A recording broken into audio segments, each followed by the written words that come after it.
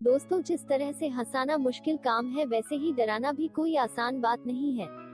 जिस तरह से बुरी कॉमेडी को ट्रेजेडी में बदलते देर नहीं लगती, वैसा ही हाल भूतियापन का भी होता है।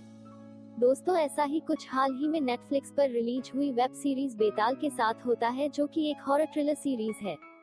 हॉरर थ्रिलर सीरीज बेताल के पहले सीजन में 4 एपिसोड है, जो कि लगभग 3 घंटे लंबे हैं। दोस्तों, इस सीरीज में एक भी ऐसा समय नहीं है कि जब आप डर के मारे पीले पड़ जाएं या रोमांच के मारे आपके रोंगटे खड़े हो जाएं।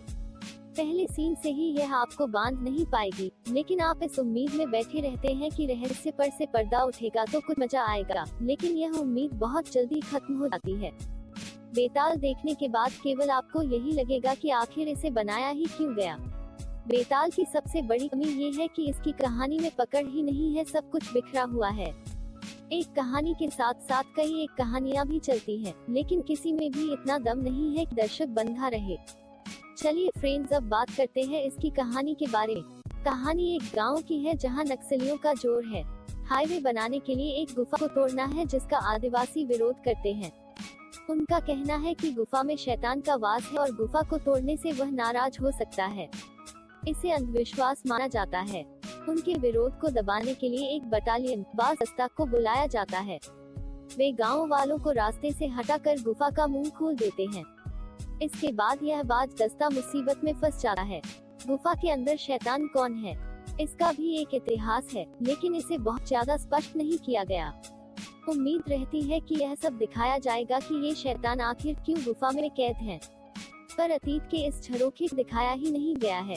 केवल संवाद और एक किताब के जरिए ही इस पर बात की गई है।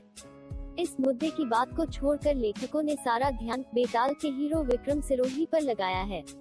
बार बार दिखाया गया है कि वह एक बेहतरीन सिपाही है, अपने ऑफिसर्स का आदेश मानने में देर नहीं करता।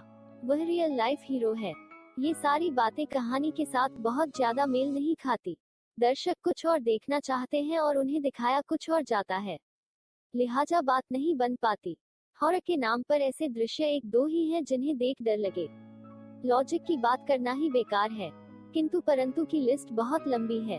इस तरह की बेतुकी बात देखने के बाद आपकी बेताल को आगे देखने की इच्छा ही खत्म हो जाती है।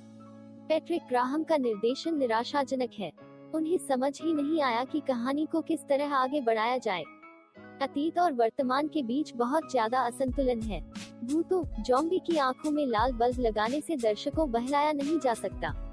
हल्दी नमक से भूतों को दूर रखने के उपाय अब बहुत पुराने हो गए हैं। बहुत ज्यादा अंधेरा उन्होंने रखा है जिसका कोई मायने नहीं है। कमजोर कहानी और निर्देशन का प्रभाव एक्टर्स के परफॉर्मेंस पर भी पड़ा है। वे ज्यादातर समय समझ ही नहीं पाए कि वे क्या और क्यों कर रहे हैं। विनीत कुमार, आहना कुमरा, सुचित्रा पिल्लई अच्छे कलाकार हैं, लेकिन यहाँ वे अपने अभिनय का जादू नहीं जगा पाए। बेताल एक बेतुकी और बचकानी सीरीज है और इससे बचना चाहिए।